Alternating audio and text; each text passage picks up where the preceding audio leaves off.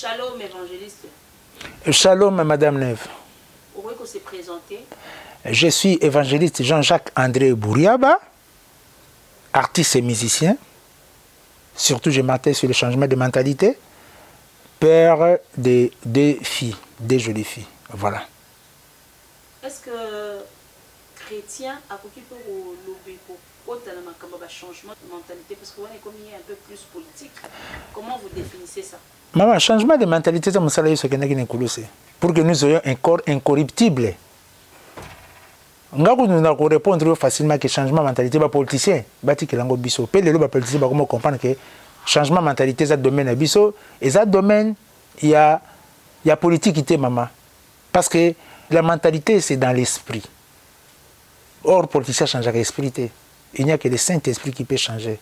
Quand on parle du Saint-Esprit, c'est dans l'Église. C'est l'affaire de nous, les chrétiens. Donc voilà un peu. Message de nous, message de nous, c'est l'album Qui sème les troubles au Congo. Nous avons le Denzembo, d'abord Qui sème les troubles au Congo. Et puis nous avons le playback, il y a Chrétien Gogo là. Qui sème les troubles au Congo, ils ont un album. Qui sème les troubles au Congo, ils ont un album depuis 2004, nous avons Nzemboana, Qui sème les troubles au Congo, si je ne me trompe pas, ils ont 6 chansons. Et puis Chrétien Gogo, les a 3e chanson. Ok, Tokoto landa Chrétien Gogo la maman. Très bien. Qui sème les troubles au Congo aujourd'hui? Aoboy Koyoka, ko changer mentalité à Congolais égal kabwana na bomwana. Mwana moke alinga kabiloko nyonso ezala se ya ye kabwana na bomwana. Qui sème les troubles au Congo aujourd'hui? Aoboy Koyoka, jusqu'à quand chrétien aura-t-il les soucis du genre dans ton âme, tu sais pas?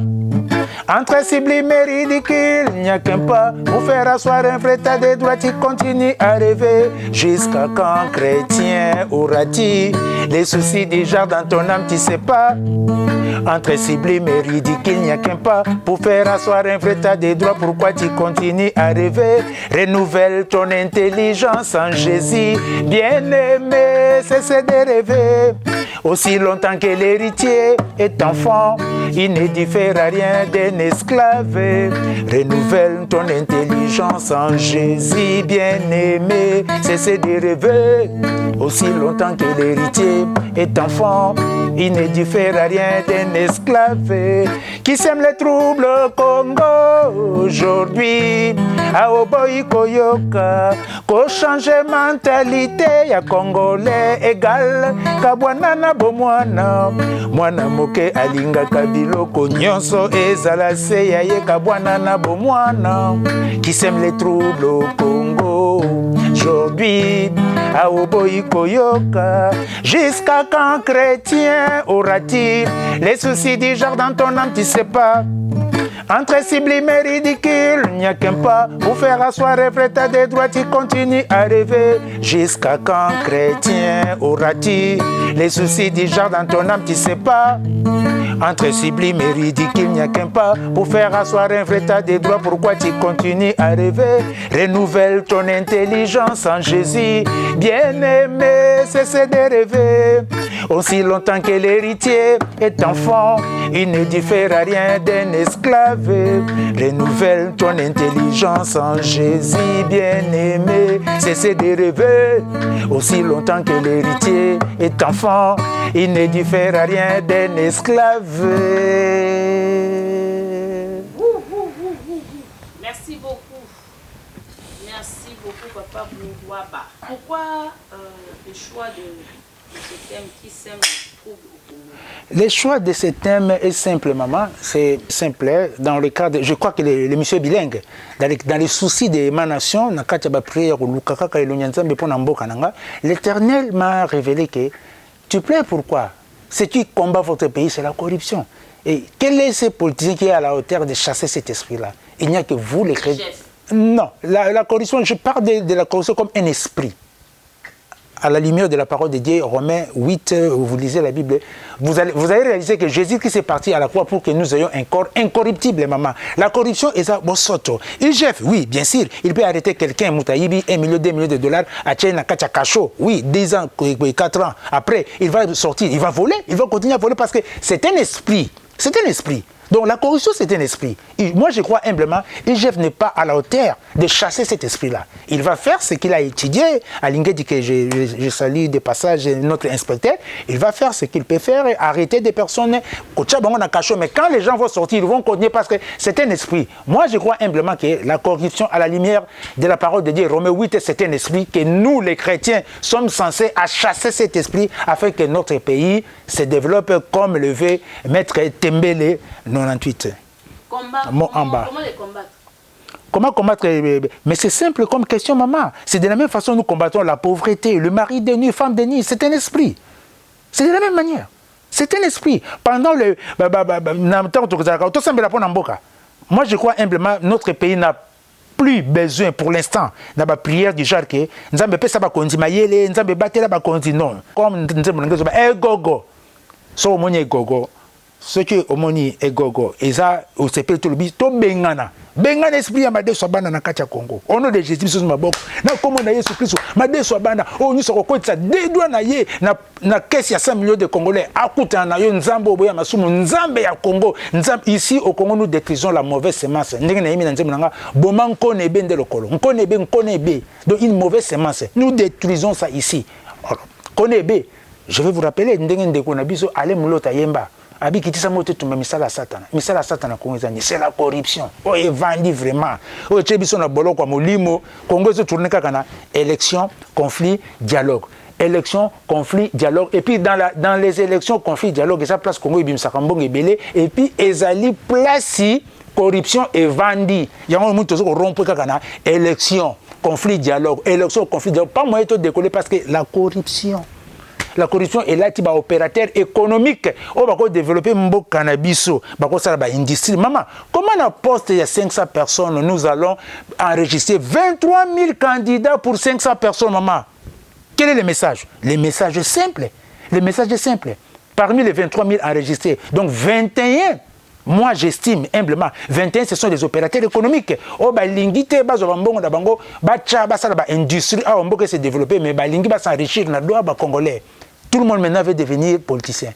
Est-ce qu'il n'y a pas mieux que la politique? Non, maman, pour votre information, aucun gouvernement est développé à mon côté. Mon côté, gouvernement et développement. Gouvernement et compagnie à Batamayele. Dans le pays, le Toyota, Mitsubishi, Batali, Mutamayele, le tracteur, le gouvernement est appuyé Batamayele. Na Congo, on a chaîne Moko. Moi, l'école primaire, si je me trompe pas, dans la 3e primaire, à une place à la pression, à la seringue. Et le gouvernement est à ça. Tracteur, je suis destiné à ma belle. À ceux qui les mandats de l'eau, à Tché. Azucha basering na moni ngadabi Congo. Tellement intelligent les chômés. Batoyi ko sala babilanga bazali. Gouvernement est développé Kamboka te. Gouvernement accompagne ka Batamayele. Siko Batamayele o baza censé ba feriste. Esprit à corruption et kangi bango. Au lieu ba sepela na ko sala ba faire, ba komi ko sepela na madeso bana ba koti bango na politique. Donc c'est très dangereux. On ne peut pas se développer tant que la société humaine est corrompue. Nous n'avons pas un problème d'ordre spirituel. Et nous n'avons pas un problème plutôt d'ordre politique. Moi, je l'ai dit. Au Congo, nous avons un problème d'ordre spirituel. Aucun politicien n'a le pouvoir de faire une femme de nuit, mari de nuit.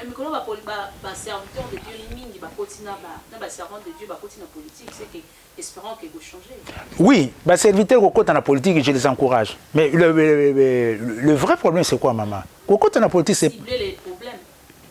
Diagnostiquer. Est-ce qu'ils ont bien diagnostiqué la maladie? Parce que s'ils ont la vraie diagnostic, je ne crois pas que nous sommes pas là. Si réellement ils comprennent que nous avons un problème d'ordre spirituel, nous avons une société humaine corrompue, irresponsable, qui produit des élites, des dirigeants corrompus, irresponsables et qui sont tentés de détourner les deniers publics d'une manière irresponsable et inconsciente pour venir combattre des hommes tranquilles de la ville. Combattre des hommes justes de la ville. C'est ça. Alors commençons d'abord à ajuster nos caractères chrétiens dans nos mœurs pour laver cette société humaine corrompue. Parce que dans une société humaine corrompue, politicien o bazoko yiba mboko ngala bengo ba politicien yiba kate ba politicien de basé ba politimboa. Qui veut dire politicien, ça veut dire le chien, politimboa, donc il est derrière l'argent, il n'est pas derrière des visions. Il n'est pas derrière la vision.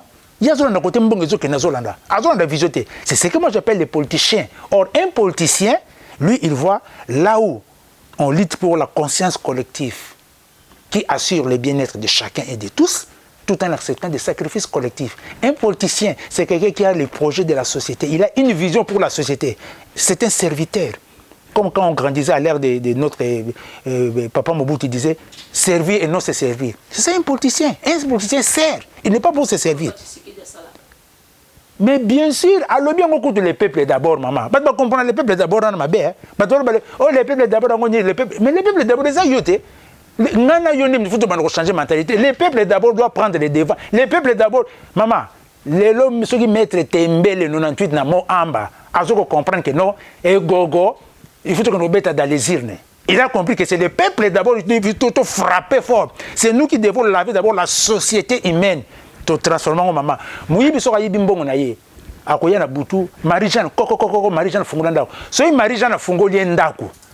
Amoni na ba pota na ba ni na sali pansement. Lobi mobile nanga muyiba ya sali pansement, achi à l'aise lobi mobile na ko bima akene ko yiba. Ozo comprendre maman nef. Mais soki muyiba ye abeti Marie-Jeanne fungola porte Marie-Jeanne habité ngana balaki muyibi te libala ezate. Muyibi lo akene ko yiba te. Ça veut dire quoi? Marie-Jeanne eza biso ba population. Tant que tozotika ba dirigeant corrompu ba yimi mbongo. Ba ye nango place na biso ba sombi biso ba polo to betel bango maboko. Il réalise que non au Congo il faut continuer à voler pour que tu sois applaudi. Vous voyez? Mais ce que biso to comme ko boya mbonga kanyaka. Ba moni maki oyena ba millions de dollars notre monde ngo salité loko pa madi. Eza mbonga ki muyibi na Congo to liaka mbongo te mama. Okomona ba politicien ba kozonga na mulongo. C'est ça le peuple d'abord ba tozo comprendre. Ba tozo quand c'est le peuple d'abord ce qui est anime. Biso ne mutu to bananda ki sa mama. Omoni so oyena mboka moko je vais chuter par là mama. Mutu moko awuti bien poto bien awuti ki chassa ina ba village. Ayulu ko mosa ko bala. Ayulu ko mosa ko bala comme na kati mboka akotuna ba mikolo. Na ko bala moi sini ba mikolo ba yeso abi. Omoni ba jeune fille ki toko ba sana kati mboko. Mais attention, papa ona na kuana za ba ntabebe na ba sose belé. Ba sose za ki muyi ya ki muyibi ko mi ko bala kuna te. So ko bali kuna. Okoti na famille ba miyibi. Omona mutu awuti ki chassa tala. Okoti na famille ba miyibi. Mboko ma balete. Mais lelo na ki chassa. So moi na poto moko ya bi na zulu kama so bala. Ba ko tinde pas ça ba détourner des deniers publics hein. Et comme honneur ko bala na famille moko ya mutu moko yiba mbongo. Donc, nous, c'est nous les peuples d'abord, nous devons laver l'esprit qui mouyibi dans la société congolaise. Il faut tout à l'heure, on a papier, Sacha, il y a au pire, ah, mutoboki papier au pire, ah, n'amboko baboka raté. N'est pas que mouyibi fait comme un amboka nabiso, un corrupteur. Tu es comme tout à yibi mboka, n'amboka nabiso, makambo o ezalakate. Donc, voilà un peu d'une manière lapidaire, nous allons expliquer qui sème les troubles au Congo. Il y a 2 jours passés, le pasteur Denis le samedi, le président Azul a préparé le pasteur Nyonso, la prière de la stade des martyrs pour Mboka. Il conseille parce que le pasteur s'est préparé pour la prière, il y a délivrance, il y a Mboka. Denis le samedi, le pasteur a et tout, il a pensé dans les années. Pensez pour la prière Mboka, maman. Comme ça, la prière en Mboka, ça m'a bêté. Mais est-ce qu'ils ont eu le temps de diagnostiquer? Ils ont diagnostiqué. Message déjà simple. Prière, ceux qui prient en Mboka, toi qui as 4 chemins, il faut qu'on frappe l'esprit à corruption. En pleine prière, tu as simple pour Mboka. Oh, nous sommes côté ça le mot qu'on a yé à s'enrichir illégalement pour le Congo. Nzambe totike na maboko na yo Yesu beta ye na bana na ye na bakoko na ye génération limwa oyo eza mboka kimuyibi te mboka na biso Congo eza mboka Nzambe oyo nyonso azoluka opulence ya bourgeoisie alinga koma na opulence ya un industriel na mbonga ba Congolais Nzambe akutana na Yesu l'unique prière monsieur ezate gloire à Jésus l'unique prière ezali ko gogola tozo ko gogola esprit ya madeso abana chrétien gogola madeso abana OK Gogole slagistra madeso abana na yalisanga ba dirigeant corrupteur bakosinga mingi au Congo polelelo ebimi na mpwasa sukisa ye awa azali na mayela kucha Mobulu non non non non non na Congo non. Mobulu non non na Congo non non. Makambo malamu akomisa mabe. Makambo mabe akomisa malamu. Konebe ganga na bana esprit sénateur Amadeus Yaba esprit député Amadeus Yabana gogolelanga bango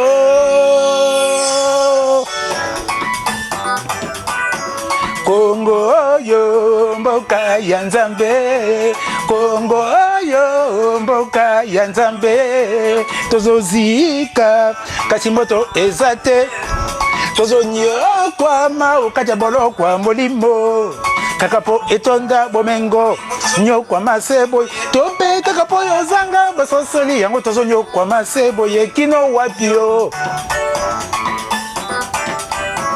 Congo oyo mboka ya Nzambe Congo oyo mboka ya Nzambe tozozika kasi moto ezate tozonyo kwa mau kachabolo kwa molimo kakapo etonda bomengo yango tozonyo kwa masebo tope kakapo yozanga basosoli yango tozonyo kwa masebo kino wapio Congo mboka etika bakoko banka bayemba nous bâtir un pays plus beau qu'avant Bakulutu bayemba nous bâtir un pays plus beau qu'avant Kasi les lots yemba bâtissons un pays plus beau qu'avant Kasi les lots yemba bâtissons Congo Pour l'esprit ya magistrat made Swabana Lisanga ya dirigeant corrupteur chrétien Gogo l'esprit ya magistrat made Swabana Lisanga ya dirigeant corrompu chrétien Ah, ce que gogolité nos fronts seront toujours couroubés. Gogolité nos cris seront toujours kiadiés. Gogolité nos fronts seront toujours couroubés. Gogolité nos cris seront toujours kiadiés. Gogo l'esprit à magistrat made Swabana Lisanga yaba dirigeant corrupteur chrétien. Position dit. Attention dit. Egogo, egogo, egogo, egogo, egogo, mamolaye, go, mamolaye, go, mamolaye, go, go, go, alapadi, nyatima bela kongwaye bela, kode pende lokolo, lokolo, lokolo, nyatima bela kongwaye bela, manko ne bende lokolo, lokolo, lokolo. Congo oyo mboka ya Nzambe Congo oyo mboka ya Nzambe tozozika kasi moto ezate tozonyo kwa mau kachabolo kwa molimo etonda bomengo yango tozonyo kwa masebo tope kakapo yozanga basosali yango tozonyo kwa masebo kino wapio